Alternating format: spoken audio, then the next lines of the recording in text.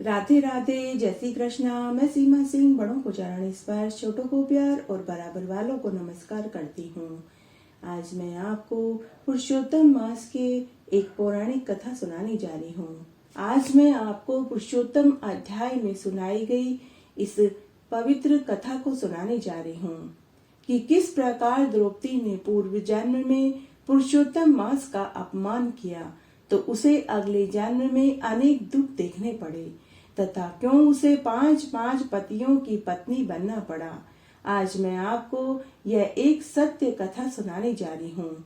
यह कथा पुरुषोत्तम अध्याय में आती है। आज मैं आपको पुरुषोत्तम अध्याय के भीतर सुनाई गई इस सत्य कथा को सुनाने जा रही हूँ।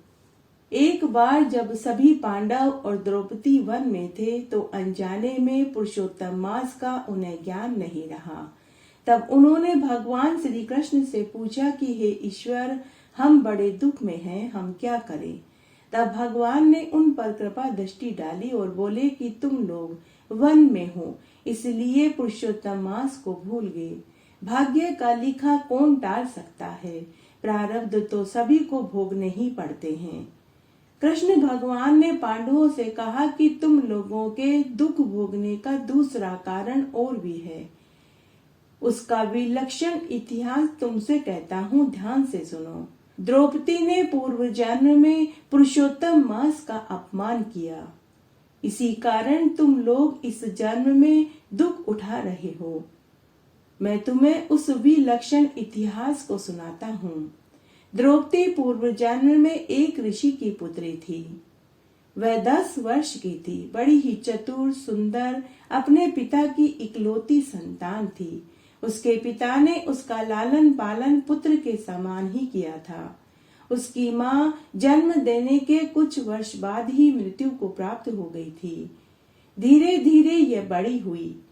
एक बार उसने अपनी सखियों को देखा कि उनका सभी का विवाह हो चुका था और उनके बच्चे भी हो गए थे।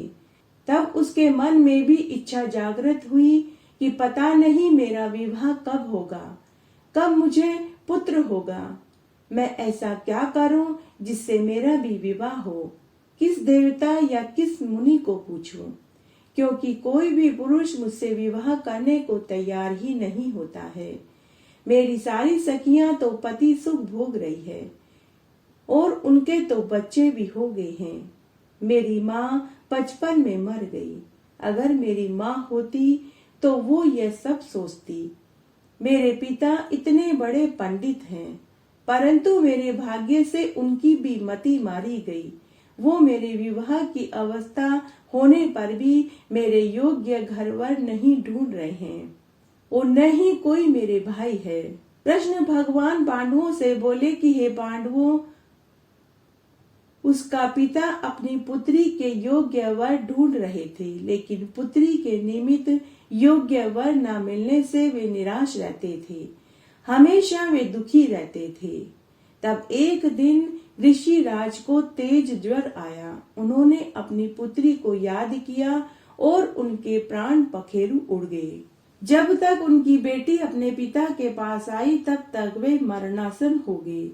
देव योग से वह एकाएक कांपने लगे और अपनी पुत्री का कन्यादान न कर पाने से दुखी हो गए और भगवान का स्मरण करने लगे कि हे श्याम वर्ण, हे त्रिभगी, हे नीलकमल, हे श्री पुरुषोत्तम, हे मुरारी, हे राधे दामोदर, मेरी रक्षा करो। मुनि के ऐसे आर्त वचन सुनकर भगवान के दूत मुनि को लेने आए और मुनि का हाथ पकड़कर भगवान के चरणों में ले गए। इधर ऋषि की पुत्री अपने पिता के प्राणों को निकलता देख रही थी और जोर जोर से विलाप करने लगी और बोली कि हाय पिताजी, मुझे अकेला छोड़कर आप कहाँ जा रहे हैं। मेरा न कोई भाई है, न माँ है, न ही कुटुंब कबीला है। मैं इस आश्रम में अकेली कैसे रहूंगी। बिना मेरा विवाह किए आप भी गोलोक चले गए। हे पिताजी, अब आप उठिए। और इस तरह से वह जोर जोर से रोने लगी। तब उस आश्रम के आसपास रहने वाले लोगों ने आपस में एक दूसरे से कहा कि यह कौन है जो इस वन में इतना करुण रुदन कर रहा है।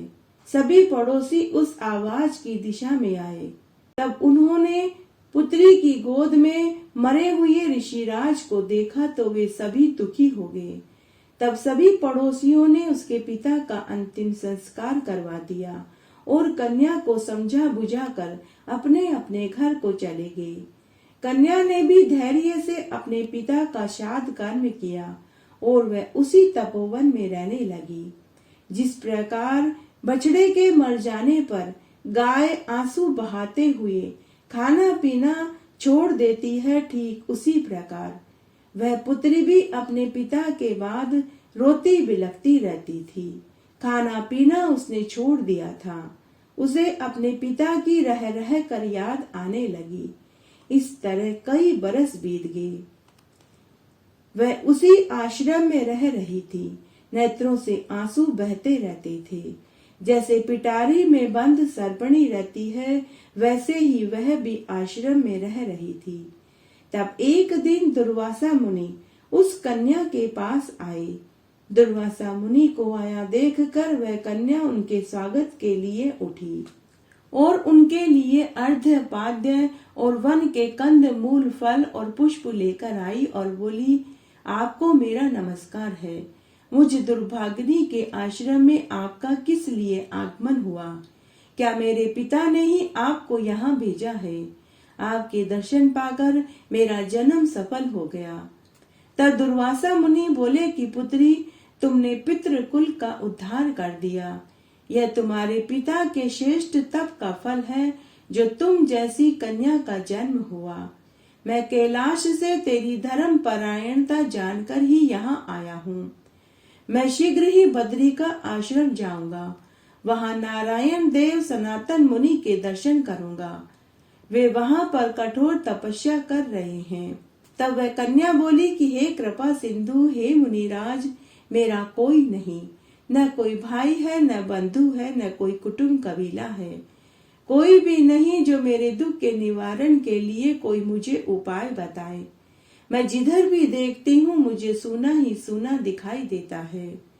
कोई भी मुझसे विवाह करने को तैयार नहीं होता। अगर मेरा विवाह नहीं हुआ तो मैं धर्म भ्रष्ट हो जाऊंगी। इसी कारण न मुझे नींद आती है, न ही भोजन में रुचि है। हे ब्राह्मण देव, अगर ऐसा हुआ तो मैं आत्मघात कर लूंगी। ऐसा कहकर वह जोर जोर से रोने लगी। तब दुर्वासा मुनि उसके दुख का उपाय विचार करने लगे और बोले कि हे सुंदरी, मैं तुम्हें एक गुप्त उपाय बताता हूँ। इस मास से जो तीसरा मास आएगा वह पुरुषोत्तम मास होगा। पुरुषोत्तम मास में स्नान, जप, तप और उपवास करने से तुम्हारी सारी मनोकामना पूरी हो जाएगी। इसलिए तुम शीघ्र इसकी उपासना करो। मैंने भी पुरुषोत्तम मास का सेवन किया है। तुम भी पुरुषोत्तम मास का सेवन करो। तुम्हारे दुर्भाग्य के दिन फिर जाएंगे। दुर्वासा मुनि के वचन सुनकर वह कन्या बोली कि हे मुनिवर, मुझे आपका कथन अच्छा नहीं लगा। क्या माघ मास निसार हो गया? क्या कार्तिक मास का कोई महत्व नहीं? क्या वैशाख मास से इच्छित फल प्राप्त नहीं होता? क्या भगवान शिव या दूसरे देवता का पूजन करने से मन की इच्छाएं पूरी नहीं होती? सूर्य देवता और माँ अंबिका का कोई महत्व नहीं? आपको पुरुषोत्तम मास की प्रशंसा करते हुए लज्जा नहीं आई? यह तो मलिन मास है, यह तो मल मास है। सूर्य संक्रांति रहित मल मास कैसे श्रेष्ठ हो सकता है? मैं श्री हरि को जानती हूँ। मेरे लिए पार्वती पति शंकर से बड़ा और कोई देवता नहीं है। मैं इनको छोड़कर मल मास की पूजा क्यों करूं? ब्राह्मण पुत्री के मुख से यह वचन सुनकर दुर्वासा ऋषि को महान क्रोध आया। वे उसको शाप देने ही वाले थे।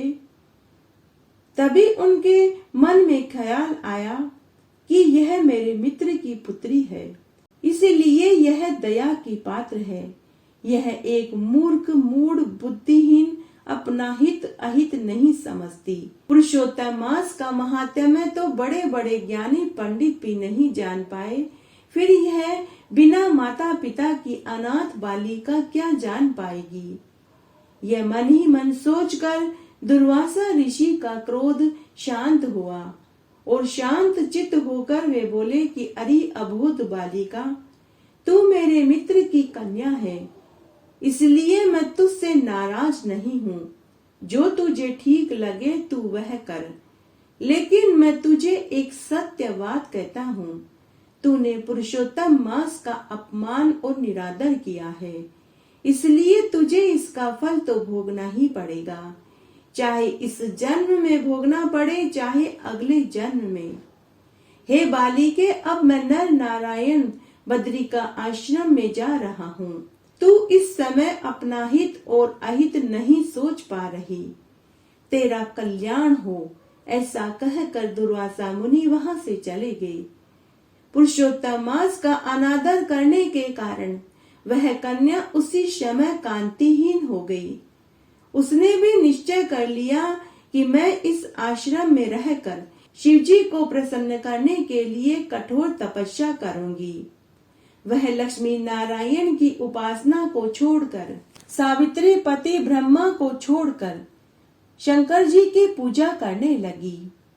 श्री कृष्ण भगवान पांडवों से आगे बोले कि उसके बाद उस कन्या ने पंचमुखी शिव की कठोर तपस्या करी। वह कन्या ग्रीष्म ऋतु में सूर्य के तेज प्रचंड में बैठकर तप करने लगी। हेमंत व शिशिर ऋतु में ठंडे जल में बैठकर तपस्या करने लगी। वह अपने मुख को ऊपर करके जल में ऐसे बैठकर तपस्या करती थी तो ऐसा प्रतीत होता था जैसे जल में कोई कमल खिला हुआ हो। वह कन्या धूम्रपान करने लगी। उसके तप को देखकर देवता और इंद्र भी चिंतित हो गए। उस ऋषि कन्या ने 9000 वर्ष तक कठोर तप किया। तब पार्वती पति शंकर भगवान उसकी तपस्या से प्रसन्न हो गए और उसे साक्षात दर्शन देने के लिए उसके आश्रम में पहुँचे। वह ऋषि कन्या शिव के दर्शन पाकर खड़ी हो गई, मानो जैसे उसके देह में प्राण आ गए हों। तब वह कन्या बोली, हे पार्वती वल्लभ, हे प्राणनाथ, हे प्रभो, हे भर्ग, हे भूतेश, हे शंभो, हे त्रिनेत्रधारी, हे भर्ग, हे भूतेश, हे गौरीश, हे शंभो, हे तम, हे सोम, हे सूर्य और अग्नि रूप दिव्य त्रिनेत्र वाले मेरे आधार, हे मुंडधारी, आपको नमस्कार है। अनेक तापों से उत्पन्न पीड़ा वाले, व्याधि से युक्त इस घोर संसार रूपी सागर में डूबे हुए, दुष्ट काल रूपी सर्प की उग्र ढाडों से डसे हुए प्राणी भी आपकी शरण में आकर मुक्त हो जाते हैं। हे विभो, आपने बाणासुर को अपनाया, राजा अलर्क की मरी हुई स्त्री को जीवित किया। हे दयानाथ, हे भूतेश्वर, हे चंडीश्वर, हे भवत्राण, हे मृत्युंजय, हे प्राणनाथ, हे दक्ष यज्ञ के विध्वंसक, हे शत्रुओं के नाशक, अपने भक्तों के जन्म मरण रूप बंधक के नाशक, आवागमन के मिटाने वाले, हे षष्टिकर्ता, हे प्राणपति, हे पापहारी, आपको नमस्कार है। श्री कृष्ण आगे बोले कि हे युधिष्ठिर, मेधावी ऋषि की तपस्विनी मुनि मन और वाणी से शिव जी की स्तुति करके शांत हो गई। ऋषि पुत्री की स्तुति सुनकर शिव जी बड़े प्रसन्न होकर बोले कि हे तपस्विनी, हे महाभागे, तेरा कल्याण हो। मन इच्छित वरदान मांग, मैं तेरी तपस्या से प्रसन्न हूँ, तू चिंता मत कर। शिव जी के वचन सुनकर वह ऋषि पुत्री महादेव जी से बोली कि हे दीनानाथ, हे दया सिंधु, यदि आप मेरे ऊपर प्रसन्न हैं तो मुझे मन इच्छित पति दीजिए। हे प्रभु, देर मत करो। हे महादेव, मुझे पति दो, श्रेष्ठ पति दो। मैं पति मांगती हूँ, इसके अतिरिक्त और कुछ नहीं मांगती। ऐसा कहकर वह चुप हो गई। महादेव जी यह सुनकर मुनि कन्या से बोले कि हे मुनि कन्या, तूने जो कहा है वही होगा। तूने 5 बार पति पति कहकर वर मांगा है, इसलिए हे सुंदरी, तेरे 5 पति होंगे और वे सब शूरवीर, धर्म के वेता, साधु, सत्यवादी, पराक्रमी, जवान, अपने गुणों से विख्यात, सत्य प्रतिज्ञा, जितेंद्रिय, तुझे सब सुख देने वाले, सब गुणवान और राजकुल के होंगे। श्री कृष्ण भगवान पांडवों से आगे बोले कि उसके बाद शंकर भगवान के ऐसे वचन सुनकर वह ऋषि राज कन्या कांपते हुए बोली कि हे उमाकांत, ऐसा अनीति पूर्ण वरदान देकर मेरा संसार में तमाशा न बनावे, क्योंकि एक स्त्री का एक ही पति होता है। 5 पतियों वाली स्त्री को न कभी सुना है, नहीं देखा है। हाँ, यह जरूर हो सकता है कि एक पुरुष के 5 स्त्रियां हो सकती है। हे शंभो, मैं 5 पतियों वाली कैसे हो सकती हूँ? हे कृपानिधे, ऐसा कहना आपको शोभा नहीं देता। मैं आपकी हूँ, अतः आपको भी लज्जा आनी चाहिए। ऋषि राज कन्या के ऐसे वचन सुनकर शंकर भगवान उससे बोले कि हे भीरु, इस जन्म में तुझे पति सुख नहीं मिलेगा, परंतु तेरे अगले जन्म में जब तू अपने तपोबल से अयोनिजा होगी, तब तू पति सुख को प्राप्त होगी और परम पद को पाएगी। तूने मेरे प्रिय स्वरूप दुर्वासा मुनि का अपमान किया। हे सुब्रू, यदि दुर्वासा मुनि कुपित हो जाए तो वे तीनों लोकों को भस्म कर सकते हैं। तूने अहंकार वश ब्रह्म तेज का तिरस्कार किया और भगवान के प्रिय पुरुषोत्तम मास का अपमान किया। तूने पुरुषोत्तम मास का उनके कहने पर सेवन नहीं किया, जिसको श्री कृष्ण ने अपना स्वयं ऐश्वर्य सौंपा है। हे बालिके, मैं और ब्रह्मा से लेकर समस्त देवता, नारद मुनि से लेकर समस्त तपस्वी श्री कृष्ण की आज्ञा का पालन करते हैं। उनकी आज्ञा का कौन उल्लंघन कर सकता है? हे मूढ़ बालिके, दुर्वासा मुनि के कहने पर भी लोक पूजित पुरुषोत्तम मास को तूने नहीं पूजा, अतः हे द्विज आत्मा, तेरे 5 पति अवश्य होंगे। पुरुषोत्तम मास का खंडन करने से, अपमान करने से अब यह टल नहीं सकता। जो पुरुषोत्तम मास की निंदा करता है वह उसके विपरीत फल पाकर घोर नरक में जाता है। जो मनुष्य पुरुषोत्तम मास के भक्त हैं, वे पुत्र, पौत्र और धन से संपन्न होकर इस लोक और परलोक में सिद्धि प्राप्त करते हैं। हम सभी देवता भी पुरुषोत्तम मास के सेवक हैं, जिससे पुरुषोत्तम भगवान प्रसन्न होते हैं। ऐसे सेवन करने योग्य श्रेष्ठ मास को क्यों न पूजें? अत्यंत महान महात्माओं का वचन कैसे मिथ्या हो सकता है? हे बालिके, तू ही बता। सदा बोलने वाले मुनियों की वाणी अनुकरणीय है। नीलकंठ महादेव ऐसा कहकर उसी समय अंतर्ध्यान हो गए। तब वह बालिका अपने झुंड में बिछड़ी हुई मृगी की भांति चकित हो इधर उधर महादेव जी को ढूंढने लगी।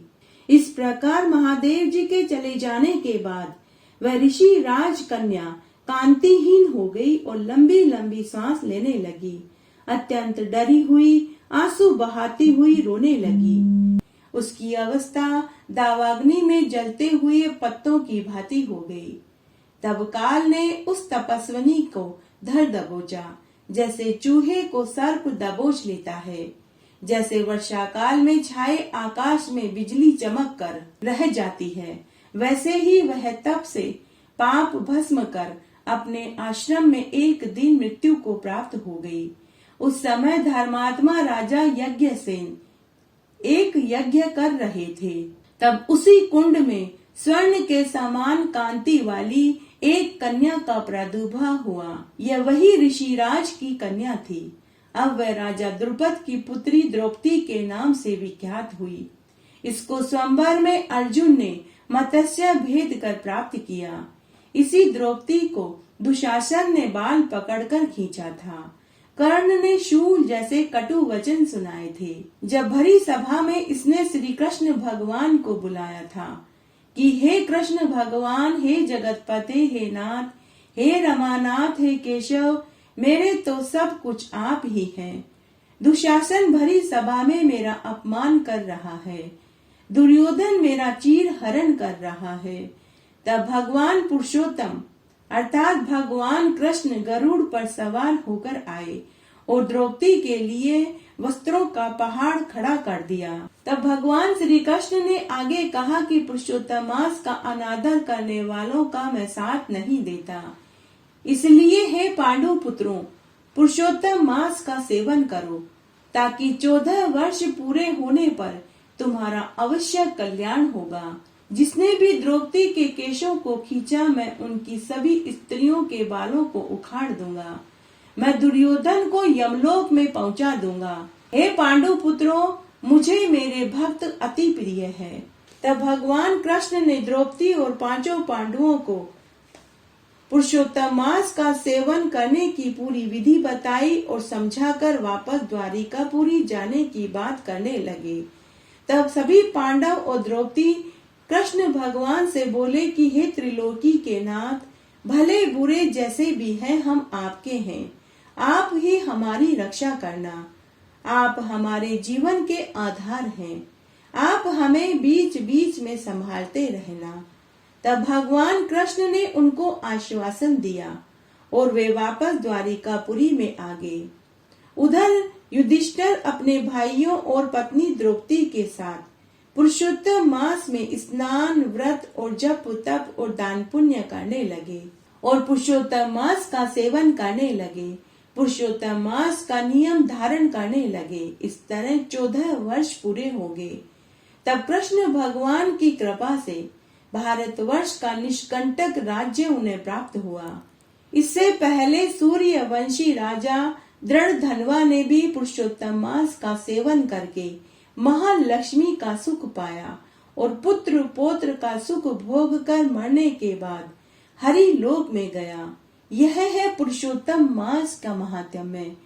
इस तरह आज हमने इस कथा में जाना कि पूर्व जन्म में द्रौपदी ने भी पुरुषोत्तम मास का अपमान किया था, जिससे उसे अगले जन्म में बहुत दुख देखने पड़े। पुरुषोत्तम मास का सेवन करने से उनके सभी दुख दूर हो गए और उन्हें उनका राज्य सुख पुनः प्राप्त हुआ। घटती हो तो पूरी हो तो परवान चढ़े, भूले बिसरे नाम तेरे भंडार में भरे। इस तरह आज हमने पुरुषोत्तम अध्याय के भीतर आने वाली इस कथा का श्रवण किया। आशा करती हूँ इस कथा को सुनने का पुण्य फल आपको जरूर मिलेगा। मेरे साथ बने रहने के लिए आपका धन्यवाद। आगे आने वाली कथा कहानियों के लिए भी आप इसी तरह मेरे साथ बने रहें। धन्यवाद।